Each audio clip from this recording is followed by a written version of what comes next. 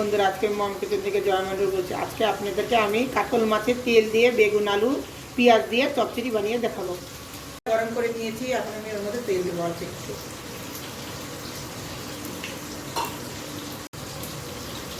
কালো জিরে দেবো আর তেজপাতা,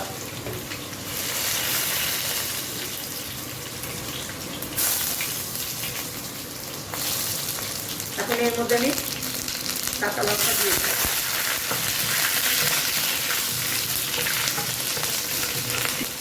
পেঁয়াজ কুচিয়ে দিয়ে দেবো।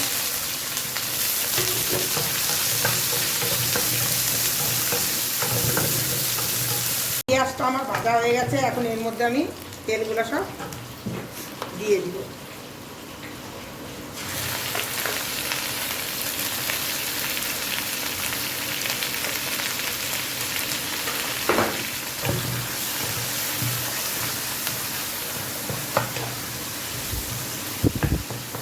লবণ দিয়ে দিব,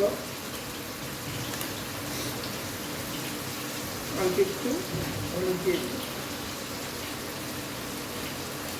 এখন এটাকে আমি ভালো করে ফ্রাই করে দেব।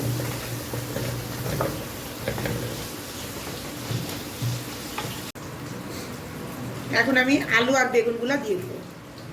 ছোট একটা বেগুন নিয়েছি আর ছোট একটা আলু নিয়েছি। এখন এটাকে ভালো করে ভাজা ভাজা করব। 5 মিনিটের মতন আমি মাছের তেলটা ভাজা ভাজা করে নেব।